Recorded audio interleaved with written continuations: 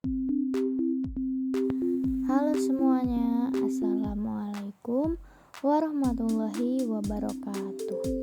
Perkenalkan, nama saya Calsa Fira Atvika dengan NPM 21530250001 dari Program Studi Pendidikan Teknologi Informasi Fakultas Keguruan dan Ilmu Pendidikan Institusi Universitas Lampung. Di sini saya akan memenuhi tugas UAS dari mata kuliah Sistem Keamanan Komputer dan Multimedia Pembelajaran Interaktif dengan dosen pengampu Dr. Rangga Firdaus, Eskom, Mkom.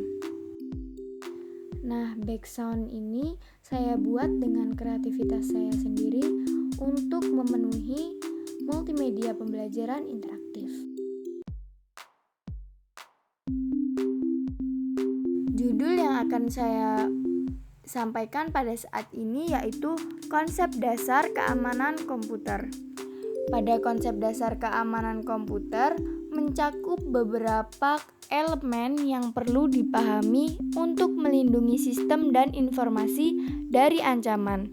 Berikut, yang pertama terdapat kerentanan atau vulnerability, yang kedua terdapat ancaman atau threat, yang ketiga terdapat serangan atau attack, yang keempat risiko atau risk, yang kelima keamanan pasif dan aktif, lalu yang keenam kebijakan keamanan, dan yang ketujuh pendidikan dan kesadaran keamanan. Lalu yang terakhir terdapat pengujian keamanan. Jadi itu tadi elemen yang perlu dipahami untuk melindungi sistem dan informasi dari ancaman. Dan berikut kita akan memahami penjelasan-penjelasan mengenai elemen-elemen tersebut. Nah, yang pertama yaitu kerentanan atau vulnerability.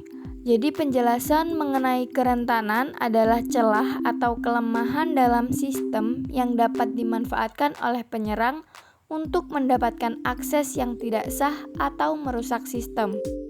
Kerentanan dapat terjadi karena kesalahan dalam perancangan atau implementasi perangkat lunak, konfigurasi yang buruk, atau ketidakmampuan sistem untuk menangani serangan tertentu.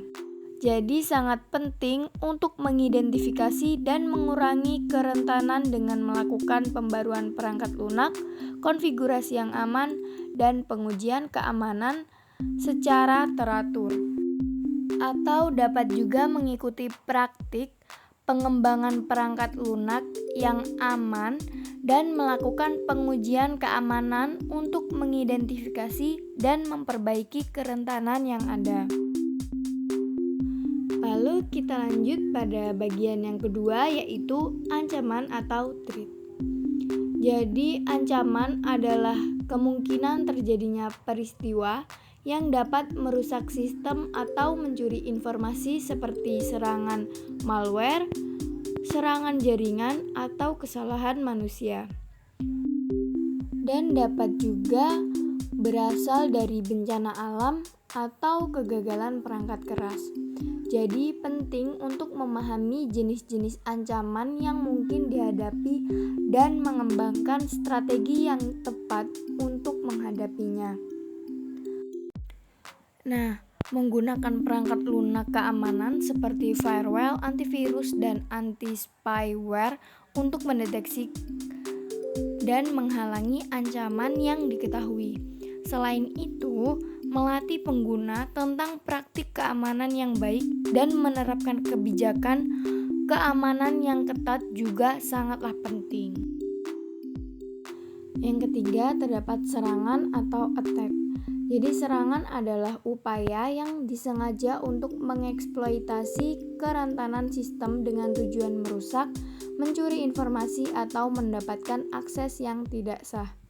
Serangan dapat berupa serangan jaringan, serangan terhadap aplikasi web, serangan terhadap sistem operasi, atau serangan sosial seperti phishing atau social engineering, dan pemahaman tentang jenis-jenis serangan yang mungkin terjadi dan metode yang digunakan oleh penyerang dapat membantu dalam mengembangkan pertahanan yang efektif. Menggunakan sistem deteksi untuk mengatasinya, kita dapat menggunakan sistem IDS dan IPS untuk mendeteksi serangan yang sedang berlangsung dan mengambil tindakan yang tepat. Selain itu, melibatkan praktik keamanan seperti enkripsi data, menggunakan kata sandi yang kuat, dan menggunakan protokol keamanan seperti SSL dan TLS juga penting untuk melindungi sistem dari serangan. Yang keempat, terdapat risiko atau risk adalah kemungkinan terjadinya kerugian atau kerusakan akibat adanya kerentanan dan ancaman yang ada. Evaluasi risiko yang sistematis membantu dalam mengidentifikasi dan memprioritaskan tindakan keamanan yang perlu diambil. Hal ini melibatkan penilaian terhadap kemungkinan terjadinya serangan, dampak yang mungkin terjadi, dan nilai aset yang perlu dilindungi. Tujuan utama manajemen risiko adalah mengurangi risiko menjadi tingkat yang dapat diterima melalui strategi mitigasi yang tepat. Yang kelima, keamanan pasif dan aktif. Keamanan aktif melibatkan deteksi dan respons terhadap serangan yang sedang berlangsung. Sedangkan keamanan pasif berfokus pada pencegahan dan perlindungan sebelum terjadinya serangan. Untuk mengatasi keamanan pasif, kita dapat menggunakan firewall, enkripsi data, proteksi kata sandi yang kuat, dan memastikan pembaruan perangkat lunak secara teratur. Sedangkan untuk keamanan aktif, kita dapat menggunakan sistem IDS, IPS, dan memantau keamanan yang aktif untuk mendeteksi serangan yang sedang berlangsung dan mengambil tindakan yang tepat. Yang keenam yaitu kebijakan keamanan. Kebijakan keamanan adalah aturan dan pedoman yang ditetapkan untuk melindungi sistem dan informasi, yang mencakup kebijakan penggunaan kata sandi, akses pengguna yang terbatas, kebijakan penggunaan perangkat, dan kebijakan penggunaan internet.